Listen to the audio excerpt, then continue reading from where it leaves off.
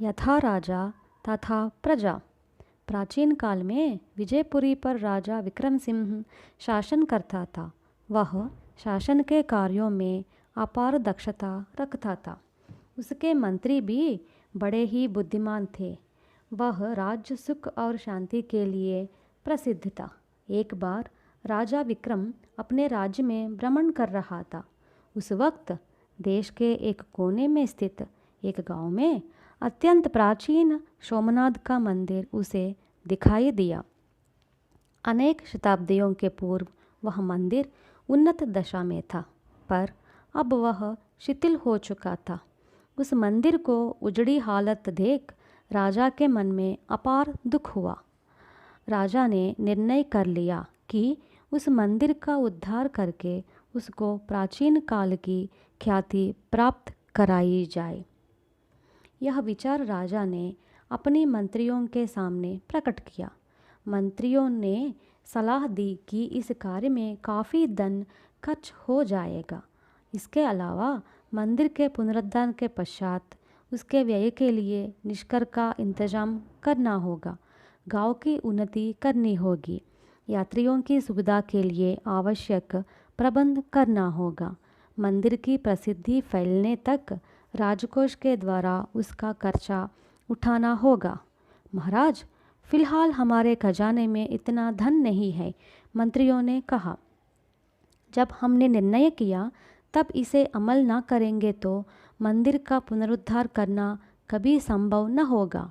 यह व्यय हम खजाने से न लेकर एक नए कर के द्वारा वसूल करेंगे। वह कर केवल धनियों तथा व्यापारियों से ही वसूल जाएगा। वे इस भार को उठाने की स्थिति में होंगे। साधारण प्रजा को कष्ट देने की कोई ज़रूरत न होगी, राजा ने कहा। मंत्रियों ने इस सुझाव का समर्थन किया। दूसरे ही दिन नए कर के बारे में ढिंढोरा पिटवाया गया। राजा जब भी नया कानून अमल करता तब अपना वेश बदलकर जनता का विचार जानने का प्रयत्न करता था।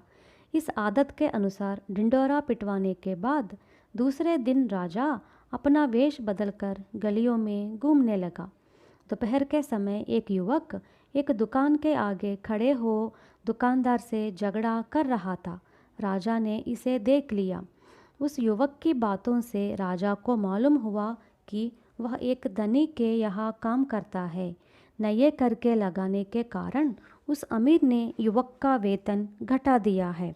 वह युवक पहले ही वेतन पर्याप्त न होने की वजह से परेशान था। उल्टे उसे मालूम हुआ कि व्यापारियों ने चीज़ों के दाम भी बढ़ा दिए हैं।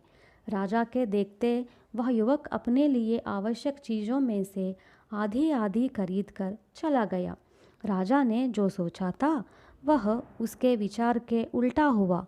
उसने सोचा कि अमीरों पर ही कर लगाया है, मगर कर का भार धनियों ने साधारण प्रजा पर डाल दिया।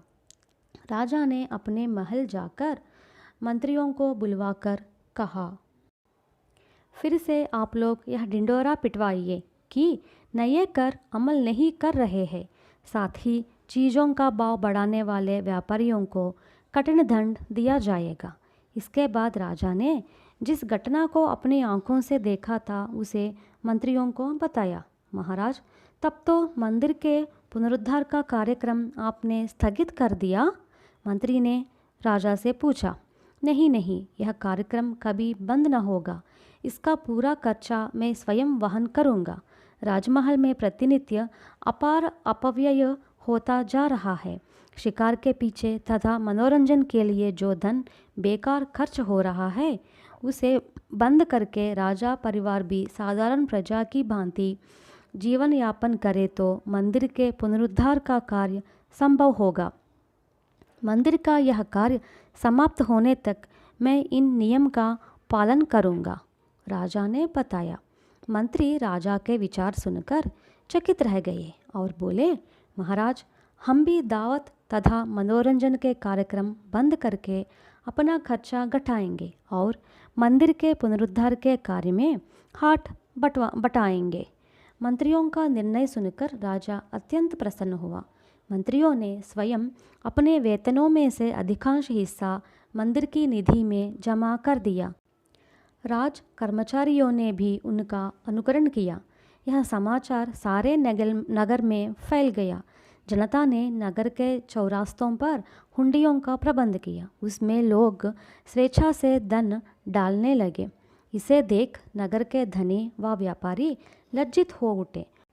उन लोगों ने भी बड़ी बड़ी रकमें चंदा के रूप में दी। इस प्रकार बहुत सा धन जमा हो गया। सोमनाथ का मंदिर पहले से ही ज़्यादा अच्छे ढंग से तैयार हो गया। मंदिर के लिए आवश्यक सारे प्रबंध किए गए। शीघ्र ही वह एक प्रसिद्ध यात्रा केंद्र के रूप में बदल गया।